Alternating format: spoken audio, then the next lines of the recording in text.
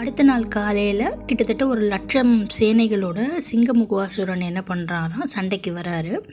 முருகர் சைடுலேருந்து வீரபாகு தேவர் 1000 வெள்ளம் சேனைகளோடு என்ன பண்ணுறாங்க, சண்டைக்கு போகும்போது இந்த சிங்கமுகாசுரன் என்ன பண்ணுறாராம், திவ்யாஸ்திரம் அப்படின்னு சொல்கிறாங்க, அதை வச்சு என்ன பண்ணுறாராம், முருகரோட சேனைகளை மயக்க நிலைக்கு உட்படுத்தும் போது நாரதருடனே என்ன பண்ணுறாரு, ஏற்கனவே 2 வாட்டி போயிட்டார், இது 3வது வாட்டி திருப்பி என்ன பண்ணுறாருன்னா கடகடன்னு முருகர்கிட்ட ஓடி போய், பெருமாளே இந்த மாதிரி உங்கள் சேனைகளை யாருமே காணோம், எல்லாம் மயக்கம் போட்டாங்க அப்படின்னு சொல்லி முருகர்கிட்ட போய் நாரதர் சொல்கிறாரு.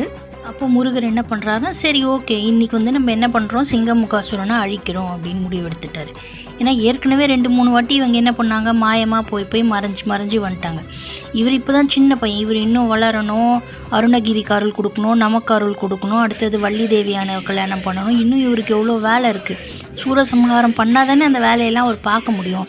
அதனால் முத்து, வைரம், வைடூரியம், புஷ்பராகம் இந்த மாதிரி பண்ண ஒரு ரத்தின பாகை, இந்த மாதிரி நவரத்தினங்கள் இருக்குல்லையே, அந்த நவரத்தினங்களால் பண்ண ஒரு ரத்தின பாகையை அம்மா கொண்டு வைக்கிறாரு. அந்த ரத்தின பாகை மேலே முருகன் என்ன பண்ணுறான், அவனோட திருவடியை எடுத்து வச்சு போருக்கு புறப்படுறான். போருக்கு போகும்போது தேவர்கள்லாம் என்ன பண்ணுறாங்களாம், வெண்சாமரம் வீசுகிறாங்களாம், விசிறி காற்று வரத்துக்கு. 30 முக்கோடி தேவர்களும் என்ன பண்ணுறாங்களாம், ஆலவட்டம் வாசிக்கிறாங்களாம். சூரியனும் சந்திரனும் கொடை பிடிக்கிறாங்களாம். குபேரன் தாம்பூலம் வச்சு நிற்கிறாராம் ஒரு பக்கம். வருணன் வெத்தலை பாக்கு போட்டால் துப்புறத்துக்கு அந்த இதை பிடிச்சின்னு கையில் நிற்கிறாராம். வாயுதேவன் தேர் ஓட்டியாக முருகனுக்கு உட்காண்டிருக்காராம்.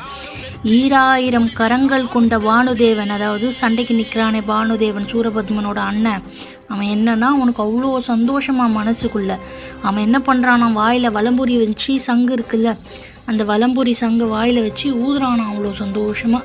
இவனை பார்த்தா ஒரு பாடுறாராம், மூவர்கள் முதல்வன் வந்தான், முக்கண்ணன் மைந்தன் வந்தான், பரமன் வந்தான், தேவர்களின் தேவன் வந்தான்னு சொல்லி பாடும்போது இந்த வலம்புரி சங்கோட இந்த பாட்டோட முருகன் என்ன பண்ணுறானா, சின்னங்கள் ஒலிக்க சத்தம் கேட்க ஆரவாரத்தோடு அந்த போர்க்களத்தில் முருகன் இறங்குறான்.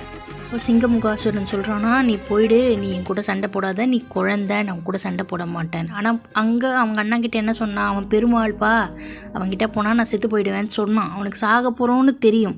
ஆனால் இதில் ஒரு தர்மம் அவங்க என்ன சொல்கிறாங்க அப்படின்னா, நீ யுத்த களத்துக்கு வந்துட்டேன்னா வேதாந்தம் பேசக்கூடாது.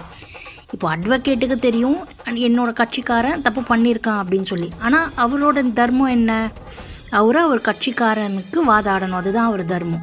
அதே தர்மத்தை தான் இங்கே சிங்கமுகாசுரனும் ஃபாலோ பண்ணுறானா. பெருமாள் கிட்ட சாக போகிறோன்னு தெரிஞ்சும் முருகர்கிட்ட நீ போயிடு அப்படின்னு சொல்கிறாரு அப்படின்றது கதை.